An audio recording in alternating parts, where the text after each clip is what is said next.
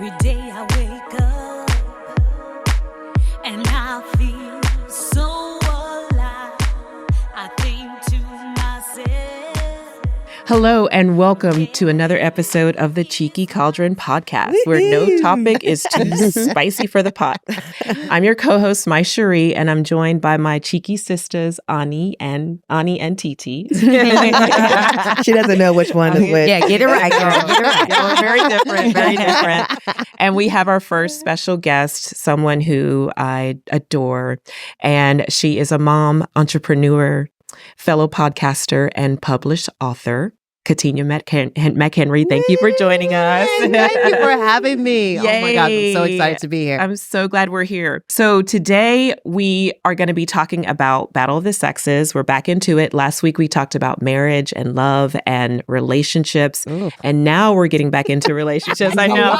It was Lord. It wasn't. Yes. It sounds like it was a lot. Yes. And so today we're going to be talking about life after divorce and also life after divorcing a narcissist. Ooh, that's a whole. Those are two separate Yes. things. Two separate things, right? Absolutely. Yes. Yes. So before we get into that, I wanted to talk about my favorite pick for Valentine's Day, a restaurant that I love and adore since we're doing restaurants now. And my favorite restaurant, one of my favorites, is Perla's, and we got to hang out there on Friday. And the reason why I love Perla's is because it's a staple in Austin since 2009. And also it's on the historical South Congress and South Congress Avenue. So I love Perla's for all the reasons. It's an oyster bar. It's one of my favorite restaurants. And so let's look at the behind the scenes footage.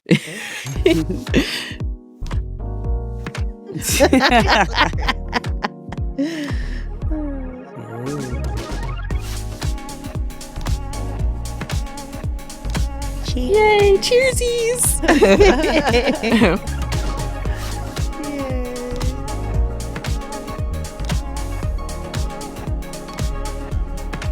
So fun. So fun. I want to hang out with you guys. You gotta come, Yeah.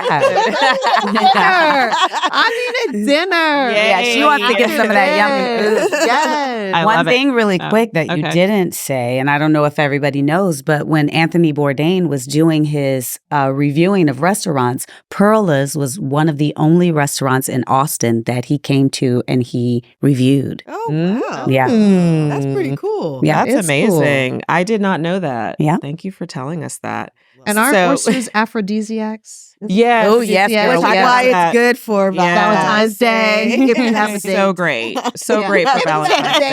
Day. If not, it's I don't Yes. know. It's frustrating. Yeah. And actually the outdoor seating of Perla's is where it's at, but it was, it's chilly outside, and that's where I feel like it's like romantic. Yeah. We sat inside in a booth and we were all cozy, but the oysters, that's the big thing. Yeah. And there's, Oh, yeah. that's what we love. So what did y'all I think? a place it's so beautiful. Like I really like whoever was the architectural designer, the way it was laid out, because sometimes fish places can just be a little, by the dock look, which is cool. Yeah. Yes, absolutely. But right, but it's cool, but it's kind of rustic. This place was very clean. It almost had like a Santa Barbara chic feel to it. Ooh. With like how open it was and the clean lines and the modern. And I think something like that feels sexy. Yeah. Like it feels like clean and together. And then the Absolutely. oysters I'm a huge oyster snob. And those oysters were delicious. I think Really? we both are. Oh, we You both were are. like, where are these oysters from? And Brunswick, where is that? Yeah. And I love a smaller, briny oyster. Me too. I don't like Uh-huh. the big ones. And our waiter was so helpful Oh, he at was helping fantastic. He us was get so the, Really? yeah. Another one. She's Yes. an amazing. We had amazing Yes. service. Really? Yeah. All about That's customer awesome. service. Have you been to I Perla's? haven't. You No. haven't? Oh, you have to No. go. Well, you got to go. I Okay, have well to then go we be don't sad. go together. Yes, Order that would something be so different this good. time. I would If we would love have had the it. forethought, because you're our guest, we would have invited you out to Out Yes. Perla's to Yes. eat with us. Absolutely. I see this in know. our future. Yes. Yes. Do you see You're it? the oracle today. I totally see this in our future, yes. And we're going to be doing more. We're going to be doing more places like this, but this is just a little teaser for what we're going to be doing every week. Yeah. I Now love let's it. get into our topic. Hey. Ooh, are we ready? Are we ready? Are we ready? Are we ready? I had to So, Battle of the Sexes, we talked a little bit about dating, we talked about marriage, and now we're talking about life after divorce and life and divorce after being married to a narcissist. And I have your book. Oh, thank I you. have for your book bringing right it. here, Yeah. Married to a Narcissist, Enduring the Struggle and Finding You Again. Mhm. Yeah. Powerful. Yeah. Very powerful. And so And we'll throw up links afterwards. Are you Okay, yes, good. yes, Yes, yes. We're gonna Okay, we'll, awesome. we'll definitely do that. Okay. So I wanted to just read a statistic about divorce, and this statistic was done in 45 states in the U.S., and the CDC reported that from 2000 to 2020, there were about 1.2 million marriages, and out of that, 689,000 of those marriages ended in divorce. Mm-hmm. I am actually one of those statistics because I got divorced in 2016. Mm-hmm. And you, Katinya, you're divorced as well. Yeah. And that's our segue into your book. Yeah. And so the question that I wanted to ask you, and I wanted to open up this conversation to all of us, was your book is very personal, and it's journals of your life being married and also coming out of that. And what I wanted to know was, what was your catalyst for wanting to write and share your story with the world? Like, this is very intimate. Like, what was the catalyst that made you decide, like, this is what I want to do? Yeah. It took me a while. There wasn't a point where I said, I'm going to write a book. It had been really writing itself for the length of the marriage, because I'm a writer, I'm a journalist, and I didn't have an outlet for just expressing what was happening, what was going on. And I felt like no one would believe me, one, and no one would understand what I was enduring. And so I just would write every time something would happen or how I felt. And at some point, we moved from a couple of different places, and this stack of paper just kept coming with me. And it was all of my journal entries. And there was one point, I think it was like maybe 2016 or 2017, where I was just in my room sitting down, and all this paper was just on the shelf, and I pulled it down and realized, oh my God, every time I wrote something, I printed it out, and it was a stack of paper. Can And I I- ask yeah, a quick go question? ahead, yeah. How many years were you married? 5 years too long, but a total of almost 10. By the time we got divorced, it was almost 10 years. So But this we were stack of papers separated. was from a Yeah, 10-year about period. 10 years. Oh Yeah, my about God. 10-year That period. is a Yes. book. And- Girl, yeah. it's only this thing. Well, that's not all. I had That's to not really all of it, sift through yeah. and decide what I really wanted Well, to sounds include like in you the book. did some good copy editing. Yeah. Yeah, Yes. yeah. And I still have a lot, but I one day looked at all that paper and realized, is this something? What do I do with all of this? And it's a lot of emotion. It's a lot of just internal turmoil. And Wow. finally, I was like, maybe this is a book. I don't know. But the more people I talk to, and I didn't talk to a lot of people. Like I think Ani probably knows this. I don't speak to a lot of people. I hold on to things a lot, and only the people that are close to me know exactly what's going on. And so I had to really think about, did I want to put all of that into the world? And did I want to share all of that intimate information with people? And thinking about just what the ricochet effect was going to be. If I put that out there, what the after effect of that Yes. was going to be, and how he was going to come after me. Yes. Right. 'Cause I he's just want to still- slow that down for a second. Kudos on your courage, Oh my Right. God. Mhm. because you. that Yes. let's forget about the aspect of it being dangerous. Yeah. But the courage of actually exposing all parts of ourselves Mhm. for the sake of Yeah. healing yeah. is just really commendable. Oh my Absolutely. gosh. Today I'm wearing earrings that say brave. Yeah. Hey! And I trying to get for you guys. And too. they're beautiful. But yeah, it took a lot of courage and it took a lot of bravery. And one of the only people, well, two people in my life told me I was brave.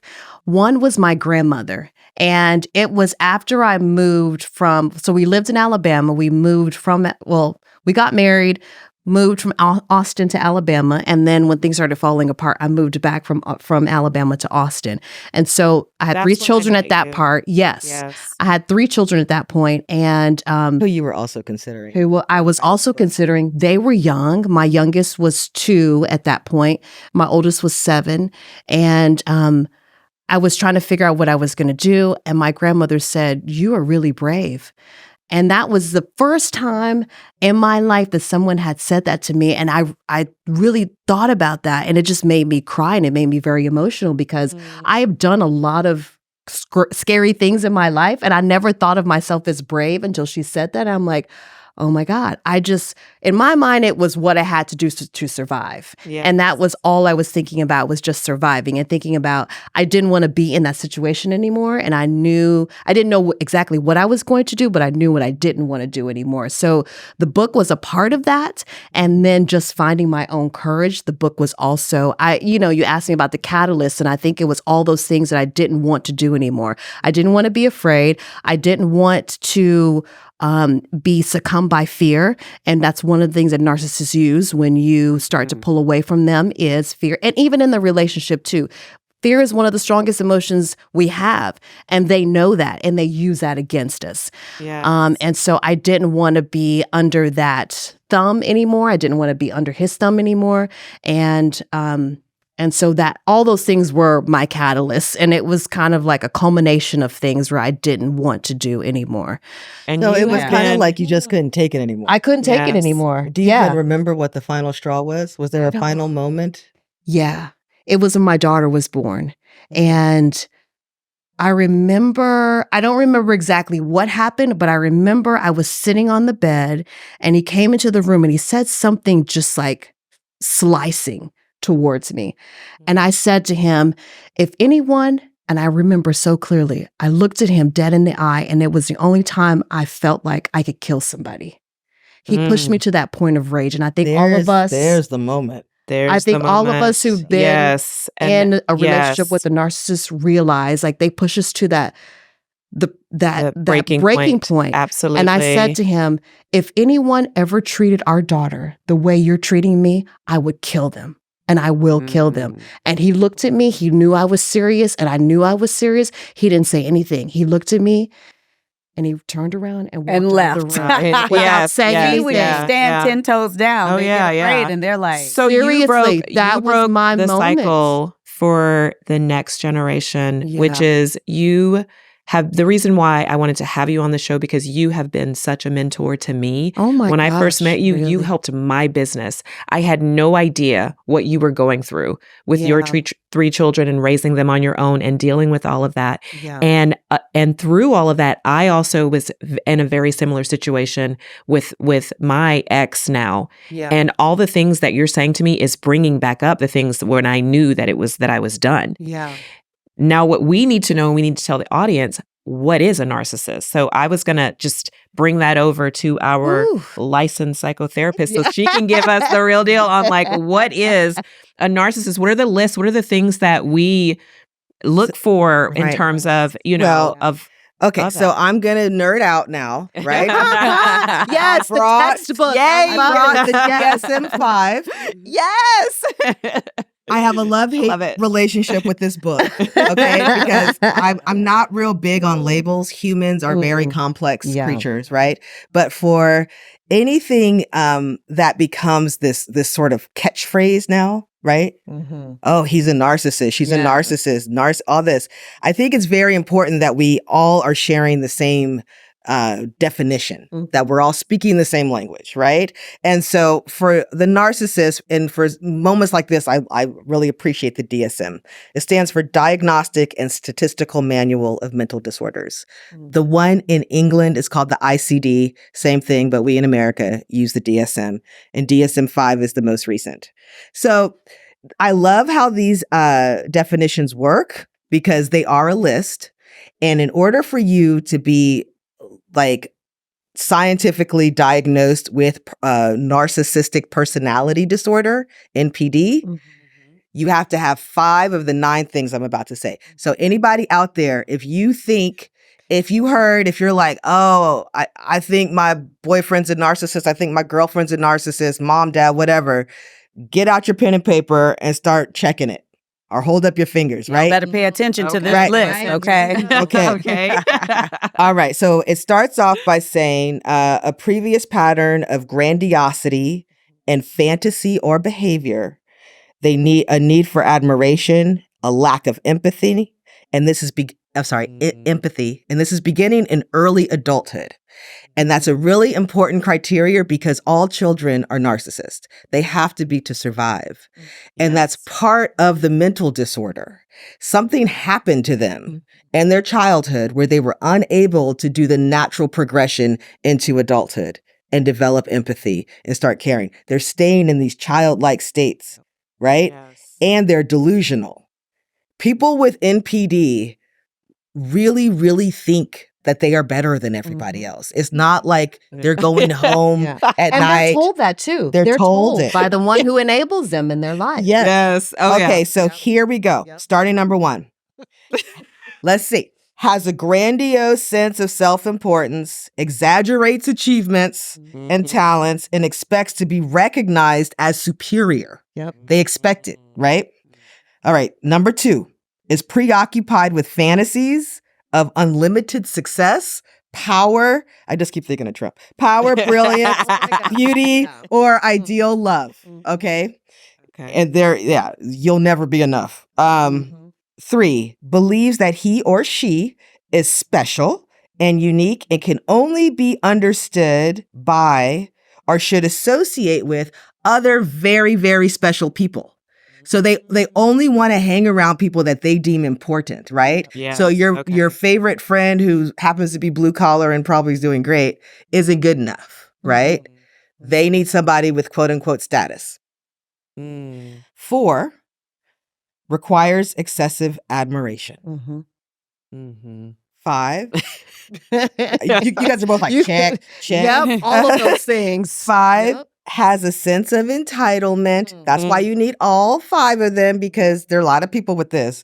Unreasonable expectations of especially favorable treatment or automatic compliance with his or her expectations. So if they need something, they don't want you to question it, right?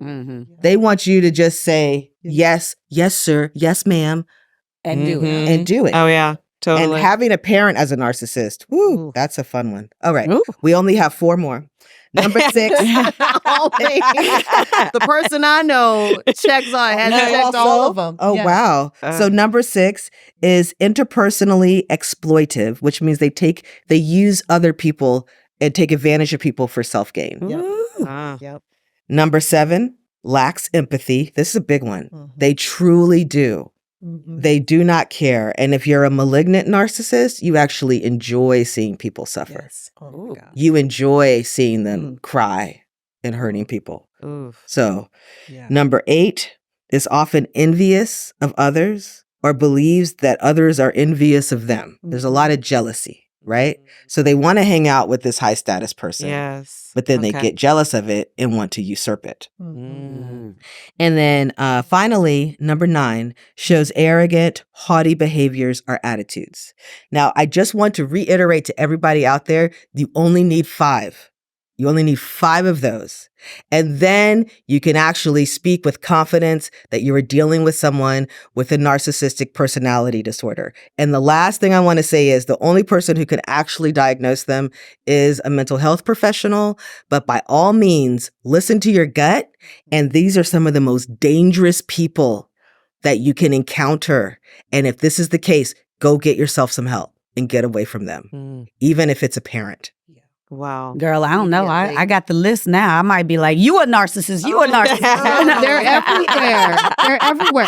But the thing is, what I found when dealing with the one I was dealing with, and I've encountered a number of them. It's weird. I don't know if there was a time in my life where I was attracting them, but they don't think that they need to be evaluated. Oh, no. Therefore, they will never go and be They will Yes, never. A they- narcissist will never go to therapy. That's one of the biggest red flags. Or if they do go, is to help the therapist figure out what's wrong with you. Yes. I'm gonna go to Yes. explain to the therapist Yes. that you don't. Why you think I need therapy? Exactly. Yes. Yes. It's crazy. And So- then I'm sorry. No, Go ahead. no, go ahead. No, go ahead. I don't want to cut your wisdom. No, I just I've in preparing for this episode, I had to really go back because there have been times in my life I didn't want to talk about it because it brought up so much anxiety. But I get in this frame of mind where I remember all the things. And so it's like a bunch of little things that added up to a number of big things and dealing with it, trying to navigate that relationship. And it's very difficult because they are not good communicators and they don't want to communicate with you. They want chaos. Yes, exactly. They also want to make you feel like, my daughter and I were talking about this. She's like, they live in an alternate reality. And that, when you mentioned delusional, their reality is not everyone else's No. reality. So trying to come to terms with them, You can't. you will never, You can't reason. you will never have a Yes. resolution. You will never Yes. have a solution to any problem with them. And also, just to reiterate to our listeners, this is about leaving a narcissist right now, Yeah. right? Yes. Because regular Yeah. divorce can be completely different Yeah. and Yes. amicable, and you can work things out, and you're dealing with a normal person. But this is dealing with somebody with a mental illness. And so it's a very specific thing. Yes. But go on. Yeah. And so what's really interesting, last week we talked about marriage and how I grew up in a really traditional household. All the things you listed on there are check off the list for my dad. And I'm on it, we can talk about it. I've had conversations with him about it as well. And my parents were married for 42 years and my mom died of cancer. And so I think about them staying together because of religion, because of keeping this tradition. But during that time, it wore her down to where she literally, died of stress in their relationship. And so I'm divorced because I cannot compromise my peace of mind. And I don't have the bandwidth because I have triggers from that childhood of being, raised by a narcissist. It's and abuse. so, yeah, it's It's straight abuse. up And abuse. so for someone to never, there's something wrong with you. No therapy. He would never do any of the things that my mother begged him to do. And it's super tricky. I'm going to let you. Yes, It's super okay. tricky when they don't hit you, right? When- Oh yeah, because he never you don't hit even my mom. realize that you're being Yes, abused, yes, or he that your never- mom's being abused. Yep. But that's what it is. Yes, he never hit my mom. He would just emotionally abuse her Yep. and make her feel very small. Psychological abuse. Yeah, too. psychological Yeah. abuse, Yep. which can be worse. Yep. It can be worse Yep. because you're like, what's wrong with me? Right. And so for you to step out on faith, knowing that there is a better life on the other side, because this is hell. And I want to read just what you wrote because it just I need to read it and share That's fine. because it's so beautiful and so sad, and it's a memory that you were saying that you had. I think I marked it in here, and it's where is it? You murdered my soul. You murdered my soul. Yeah. Let me read that really quick. It's page If I can get 49. to it, I know. 49. Wait, I marked Well, it down. while she's looking for While it, she's just looking- a yes. note to you are probably going to inspire a lot of women because one, I think about my ex-husband was a narcissist, Yeah. and no, he was Were not. you marking the list? Yeah, That was- I was like, girl, you see me over here hold my fingers to the side. I was like, but I only had one kid with him. Yeah. And I can't imagine, probably if I had three, Yeah. I wasn't in a financial place to leave. And I don't think that I ever Yeah. would have, God knows what would have happened back then, but had the strength to leave with three Yeah. kids.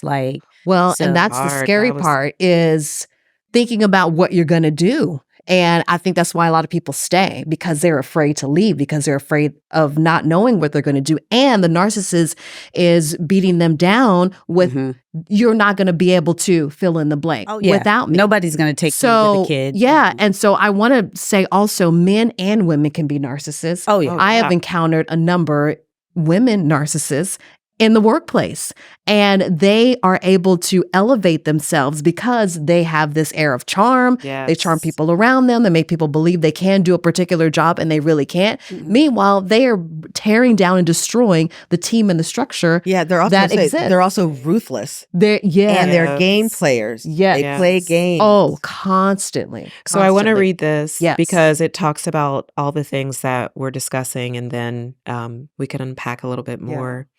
You murdered my soul. It would have been better if it were premeditated. That would at least give me some insight, but it wasn't. I bled out slowly. Every hurt was a piercing stab. A few were critical life-ending stabs. Stabs to organs that don't recover. They can be replaced, but finding new ones is a painstaking process. How ironic. You could be on the list for years before you're back. In the meantime, your soul is now a spirit floating above you, waiting to re-enter its person.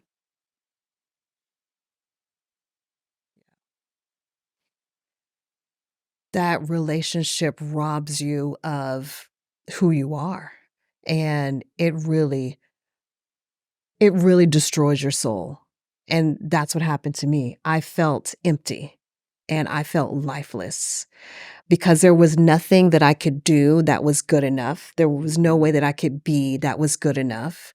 And there was no love in that relationship at all.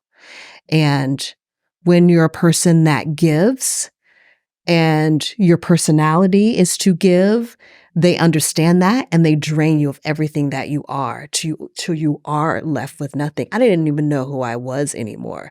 And there's a chapter in there where I talk about being empty and feeling empty. And I could only smile because that's what my body told me to do. And my default is to smile and laugh because that's just who I am. Yeah. And I was only doing that because that is what I was programmed to do. That I felt programmed. And my heart only beat because I was still alive, not because there was life in me. Yes.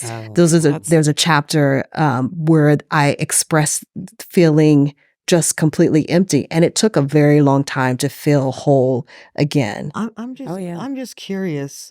Because I know with narcissists, they'll start off being charming, everything. But did you feel like it was a slow emptying? Or did you feel like he made like a 180, like after the first baby or after you were married? Or did you? It was the day of our wedding. Okay. And I write about that. Yeah, that's a red flag. Like Jekyll and Hyde. It was insane to stand there and watch it happening. I was love bombed. His whole demeanor towards me changed. His whole approach towards me changed. And he was only nice to me when he wanted something. The sex was fantastic because it was what he wanted. And we really only had sex because when he wanted to. Right. Yes, yeah. And in the beginning, everybody wants to, right? So you didn't even realize that you were only having sex when he wanted to. I did, but I was also like afraid like in the beginning when he was courting you? Yes. Oh. Like I knew I wasn't supposed to marry him. Okay. And I write about that. There were red flags. They were red flags. Girl, they were like, girl. Hello? Yeah, but that was probably right before here. we knew what like red flags were. That was before, like, and I knew in my gut and I knew I wasn't supposed to marry him, but I just thought I got too far into the planning and the wedding and people, my family coming from California, and I felt bad. I didn't want to disappoint people by not going through with it. So I just went through with it and thought, I can endure it. It'll be okay. Right? I convinced myself that it was going to be okay. Did you think it was going to get better? I think so. I don't know. But I think what I thought more was I was too afraid to get out of it rather than thinking that it was going to get better if I kept going forward. Yes. I think Does that make sense? It does make sense. Yeah. That's why brave is a big word for you. That's why you were in those earrings. Because in the beginning, you were terrified. I was terrified. And so having the courage and being brave, that's why when grandma said that, it hit you like that. Yeah. Okay. And he was an alcoholic. So There was that. I Oh mean, my there were God. so Yes, many. there was a lot. Yes. Yeah, but I've like realized like a number of narcissists have addictive personalities and they are Mhm. addicted to something. Yeah, Whether Yes. it's it alcohol or probably helps Yes. with the delusion. Yes. Yeah. yeah. I will say that you standing or sitting here today, I think that this moment in time, look at your children. I mean, look, the kids are grown up now. Yeah. Sweet Pea is, she's grown. my Yeah, daughter. she's your daughter, and y'all, like I've seen over this decade of time how you've grown, and so that this part of your life that happened in this story that you told is a part of your journey. It's a part of your trajectory in life, and would you be who you are today without having this experience? It's make you stronger. You are brave. And so there's so much inspiration from that. And even like the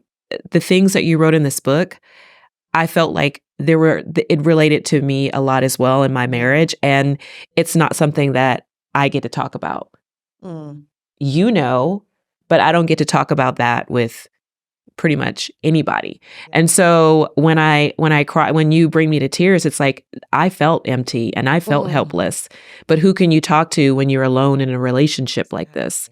When you have kids to raise. I would say, and you have the two. Yeah, and you have babies. kids to raise. So you inspired me. You inspired me along with my mom, who was dead, who was married to a narcissist. I'm like, she's like, you gotta get out of this. Yeah. And so she gave me inspiration on the other side. She gave me inspiration because I knew that she was stressed for 42 years being married to someone with all these characteristics. Nobody knew. We were just like, oh, he's just crazy. Yeah. We didn't know that. Yeah. We were like, he's nuts. Yeah. We did not know that This is an This is a actual textbook. personality. Yeah, this In is like that a real thing. textbook. Yes. right there. Yeah. And guess what? We broke the cycle for our daughters. You broke the cycle for your son. Yeah. We broke the cycle Right. for our daughters and our sons. and our sons. And our sons, and our sons as well. Well, But go ahead. I was just going to say, I did not want my kids to see this image of how a happy and healthy Yeah. relationship was. Yep. I knew that I needed to give them more. Yeah. Is my life more challenging now? Yes. Maybe. Yes. Or is it more? No, but you live a great life. Maybe. Right. And also, I mean, how awful and challenging would it be to live with a man who's abusing you emotionally? Yes, exactly. and spiritually? Yes, Like, no, that you're so sounds more right. You're so challenging. right. Who takes Yes. every piece of you, right? Yes. So you're Oh, just like this absolutely. puppet.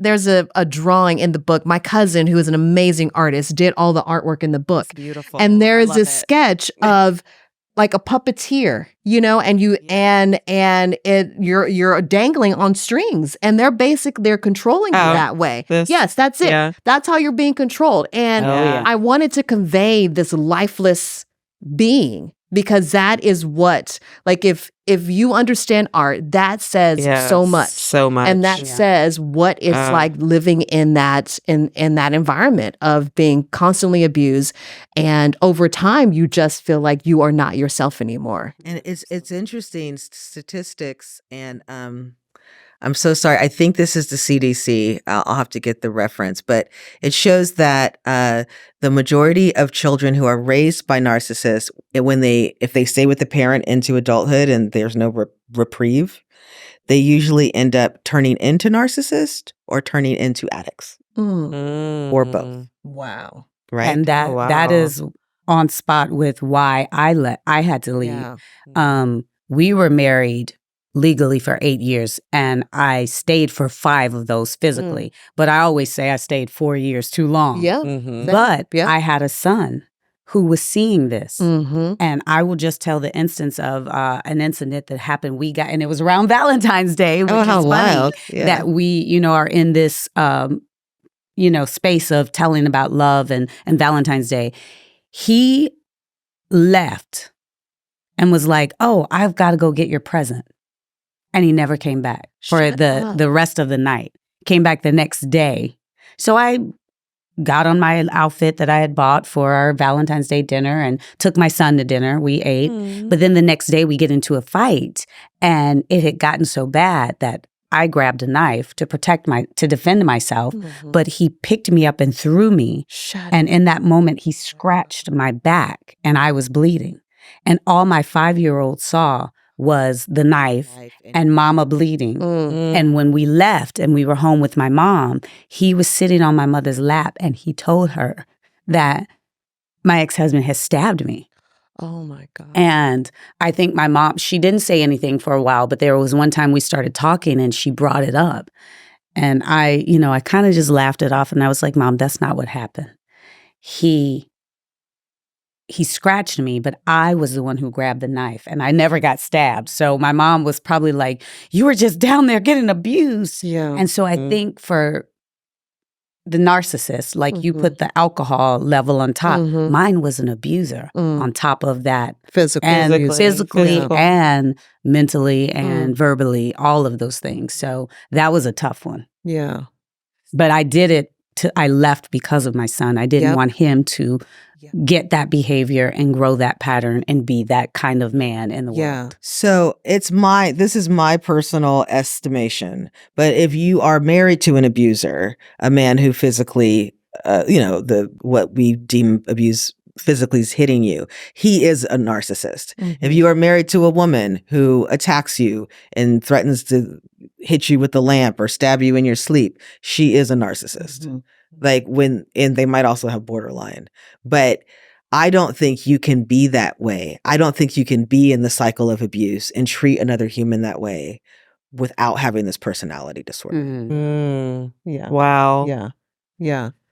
So that segues into what advice and resources and modalities would you recommend for women and men who are in narcissist relationships, marriages, or even after that divorce? Where do you go from here, enduring the struggle and then finding yourself again? Well, just the first thing I would want to give advice about is safety. Is developing a safety plan. Even if he's never touched you or she's never touched you, they'll find other ways to destroy you. They'll destroy your reputation. They'll turn your kids against you. They will figure out ways to make it so that you suffer because you didn't see how great they were, right? How dare you leave the and king. continue to accept that behavior. Behavior, right? And they will continue to try to hurt you well after your divorce. Yeah. Yes. So the first thing I would do is find out who you can trust. If you can't afford a therapist, if you can't afford a counselor, find a friend, a family member, someone you can trust. Start stashing money. Yep. Almost immediately. If it's $20 here, $30 there, start stashing money and make a safety plan for you and your kids. Yeah. Yes. That is the very first thing. And start figuring out what's important to you. Like if there's some grandma's ring or, your mom's shoes or something, start taking those things out of the house slowly where he can't tell. Yeah. Or she can't tell. And then make your day to leave and don't look back. Yeah. Yeah. And don't tell him. Don't tell Don't him tell him anything. or her what you're planning to do. This is what happened to me when I tried to leave twice. The first time I went and got an apartment and I put a deposit down in the apartment. This is when people were still writing checks. Yes. Oh, yeah. So he found the carbon copy of the check. I had written a $500 deposit. He found the carbon copy of the check. He drained all the money in our joint bank account, That's what they moved the money, didn't tell me where the money was. And I had no money. The only money I had was that $500 deposit. So I had to go back to the apartment complex in tears and tell them, I can't move in. This is what happened. Can I please have my deposit back? And so they graciously gave me my deposit back. Wow. And they understood what happened. Yeah. But Yeah. I was so distraught. So that was the first time. The second time, he didn't know what was happening, but I was like, I gotta get out of here. I packed the car with all that I could fit in my little Subaru, my little hatchback Subaru Ruby, who was like with us through thick and thin. Yes. I drove her till we killed her. And she Wow. kept going. Like she was dead and she kept going. Anyway, but what you're saying is exactly true because I think the living with them is difficult and hard, but trying to get away from them is even harder. It's even harder. Because that's when Absolutely. they don't escalate. like, Yes. that's when it escalates. Mine sued me 4 times within a 4-year period, and 2 of those times were back to back. And it was suing me for stupid stuff, like 3 days of visitation, which really weren't his visitation days. He was just trying to stay engaged and trying to just come after me. That's and how so they drag this, you through it. through court, and they know what your financial situation is. Most of them have money. They aren't giving you money as they should be. The only thing I was getting from him was child support. That was because it was court ordered. That was the only way I was getting child support. But he was trying to cripple me financially. Financial abuse is also a thing. Oh, yeah. And so they usually have more money than you. Yes. And they will take, and they realize going to court gives them an audience and gives them what they want. Yes. And so I was in court so many times, it to the point where I was like, okay, here we go again. At first, I was scared. Every time the court ordered deputy or whoever would come to my door, he thought that scared me. Again, they use fear to try to control you. Absolutely. So every time the guy came to the door or the woman came to the door to serve me with papers, after the 3rd time, I was like, just hand me the papers. Would you like some cookies? Right? Like, have some coffee. Come on in, wanna have a some seat. tea? This Here we we are got you again. delivering these papers. Exactly. Again, here we go Yes. again. But in their minds, they think that your leaving is threatening to them and is an attack on them. So they have to retaliate. They love to retaliate. They love to see you scared. They love to see you broken down. And so I was in court so many times. The last time we went to court was last year. And I will say the narcissist in my life is now passed away. He died last year.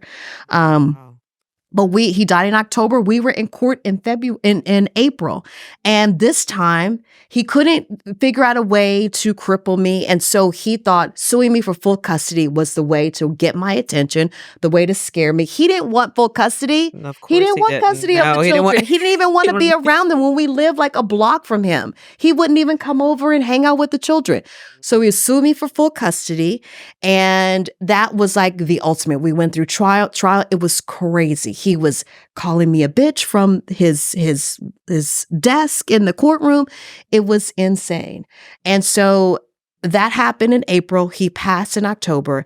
And one of my friends said, Katina, now the court case is over. That was the only thing keeping him alive.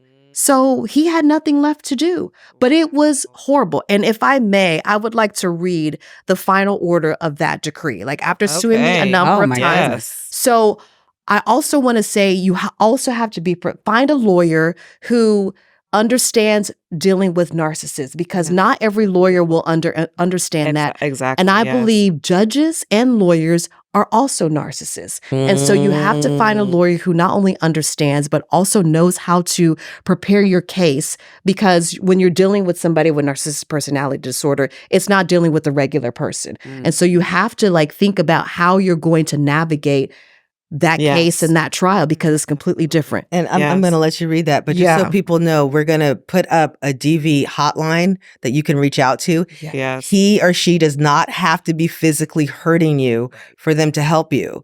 My mother was the vice president of the Southwest Coalition of Domestic Violence. There are so many resources and money and attorneys and help. And you do not have to be getting physically hit. That financial abuse is everything. It's all about power and control. Yes, that's what Absolutely. it comes down to. So he was suing me for full custody. And this is another term that you have to be aware of that they will use against you: parental alienation. So if they feel like, and if they can convince the court that you are not letting them see the children, if you're withholding visitation, they can use that against you. And they can manipulate situations in a way that'll make it seem like you were trying to keep the children from them. Even if you're trying to protect your children from them, they will try to say that you were keeping the children from them. So this is what happened in my situation. We moved back from Alabama to Austin, and we had worked out visitation. In order for him to let me move, I had to agree to all these terms about visitation. So if there was any hint that I was going to violate visitation, that gave him basically power. Yes. Court legal power in the court. And so he tried to say that I didn't allow him his visitation. This was a Christmas visitation. And I said, I cannot afford to send the children, but I am happy to drive them halfway. I thought that that was reasonable. He Yes. didn't want to meet me halfway. He says, you have to drive the full way, which was 12 hours. There was no way I could physically drive 12 hours and then drive back another 12 and then drive another 12 to go pick them up. So I said, I can't afford to fly them. If you will agree to pay for half, I can pay for half of it. I can't pay for their full tickets, or I can't drive them the full way. He said no. So then he was able to use that against me to say that I didn't allow his visitation. So they went for their summer visitation the next summer, and I go to the airport here in Austin to pick them up. They are not at the airport. They are not on the plane, and he didn't tell me he was not going to return them.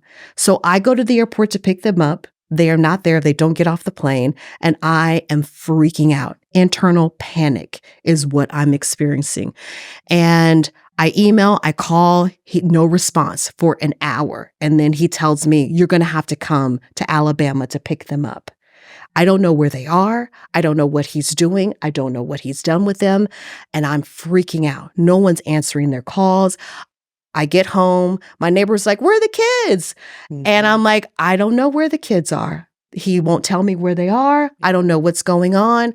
My neighbor has a brother who's an FBI agent. We didn't know if we had an Amber Alert. It was crazy. Oh my God. So that night, my dad and I fly out to Alabama. I don't know what I'm going to encounter. I call a friend of mine who is a police officer there to escort us to his house. I don't even know if they're at the house. I call a lawyer here. She's like, don't tell them you're coming. Yes, Just yeah. go and go try to get your kids. It took me 3 days to get them back because he was trying to wait for a court-appointed deputy to have me served with papers. This is during 4th of July week. No one, on the a courts holiday. were closed. Yes, So yes. he was stalling. I didn't know what was going on. So all Wow. of that was ensuing. So anyway, that led to us having to go to court and go to trial. So this was the judgment. The judge said that I was in criminal contempt of court. He sentenced me to 180 days in jail, but he suspended the sentence if I followed the new order. So he says that I was found in civil and criminal contempt. And during the trial, the judge said, he's yelling at both of us. He says to me, somebody's going to jail today. I don't know who it's going to be, but somebody is going to jail today. I'm not in violation of any of the court appointed of any of the court rules. But the judge, when he realized that I had written a book about my situation, my lawyer felt like he used that against me. And so there were excerpts of my book that were used against me. There were excerpts from... That judge was an abuser. Exactly. That judge was an abuser. This sounds like he was an Exactly. abuser as well. Exactly. Yeah. And this Wow. leads back to what I say, the Yeah. patriarchy. Exactly. The Yeah, yeah. patriarchy, the Yes. narcissists, they're in the court system. So that's why, again, you have to be really careful about who you hire to help you, because there are narcissists and you think that you're hiring them to help you and they're not helping you. And this is what my situation. So Girl, anyway, it goes on. I'm such a smart ass. I would have told the judge, I'm writing my next book about you. That's coming. That's Yes, coming. it's Oh, good. good Because for you. this Yeah. judge, this particular judge in Tuscaloosa County is throwing a number of parents in jail. He's from a criminal court background Oh, and he no, doesn't it's have corruption. family That's corruption. family court experience. And so he's just throwing people in jail. So anyway, I was fined. I was sentenced to jail. I had to follow the new order. And if I didn't follow the new order, I was going to jail. And This so is That what was happened. the new order. The new order was we had to do therapy. Like my daughter and my ex-husband had to do therapy. It was court ordered. And I had to make sure that she showed up for therapy. It had to be virtual because he was in Alabama and so was the therapist. And then they had to do 5 sessions and I had to make sure that she did all of those sessions. I had to pay a fine, $6,000 fine. And that was because in our divorce decree, I was out of my mind. I was trying to get out of the relationship. And so I just agreed to whatever. I was like, Yeah. whatever he wants, I don't care. No. So he asks that I signed to it, that I pay a portion of his student loans. He was in school when we were in. What? Yeah. That I pay like 15% of his student loans. And I was like, fine.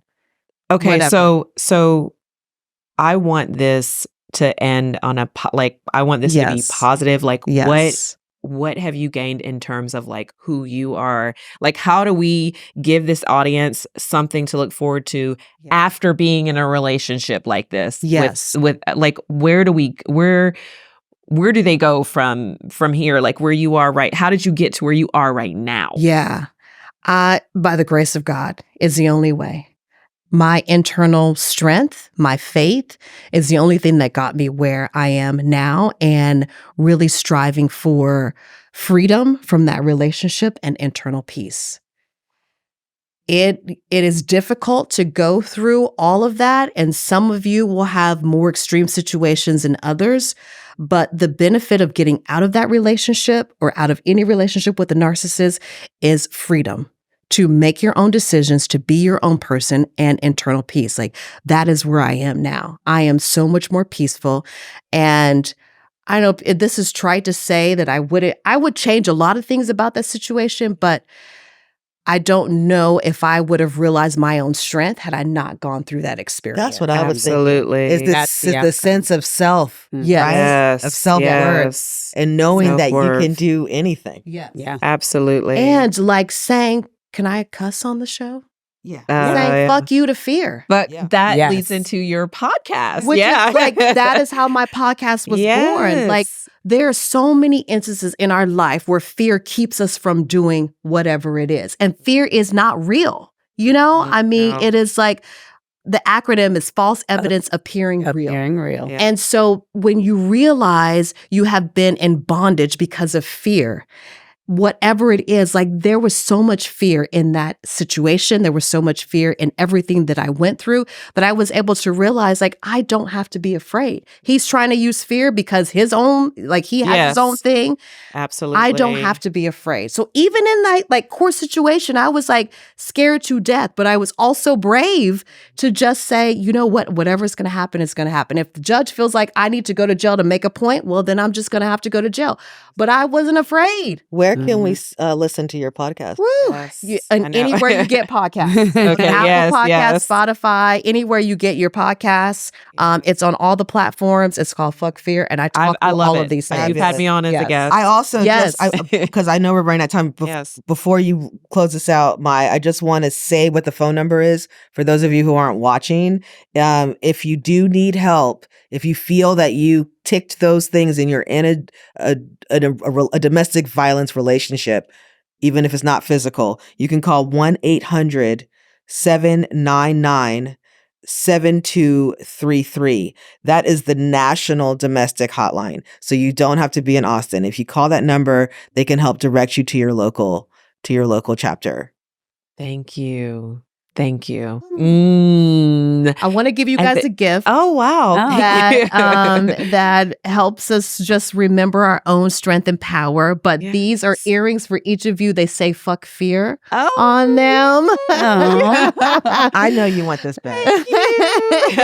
Here, because it's black and gold. Thank Oh, they You're do say welcome. black You're and gold. That's You fabulous. came very That's good. sweet. Thank you my so gosh. much. Oh, Thank you're you so much welcome. for You're welcome. for Thank sharing you. your story. I didn't even know it was going to blossom into this, and like, me either. thank you for being fearless and These are brave and cute. being the person you are that we are sitting in front of right now, and giving so many other women inspiration. And also, you have a voice. Like your background is in broadcasting. It's like this is what you had to do. Yeah. And so we Yeah. appreciate you for coming on our show. How can people find your book, Married to a Narcissist? Yes. Yes. Well, first, thank you for having me. This means Yes. a lot every time I get a chance to talk about it. I'm so grateful. So thank you guys. The book can be found on Amazon. It's called Married to a Narcissist, Enduring the Struggle, Finding You Again. It's also on my website at Catenya.com. That's CATENYA.com. Amazon.com. If you order it on my website, you get an author signed copy. If you order it on Amazon, you don't, but it comes a little bit faster if you order it on Amazon. But either place is where you can find it. Yay. Thank you so much you. for being here. Thank you, guys. Thank you. This has been wonderful. So we're going to wrap it up. And I don't even know what the juicy topic is for next week, but TT, bring us home. Well, we're just going to be wrapping it up, this month of the Battle of the Sexes. So just stay tuned. All right. Yay. Thank Bye. y'all. Thank you. I'm so alive. I feel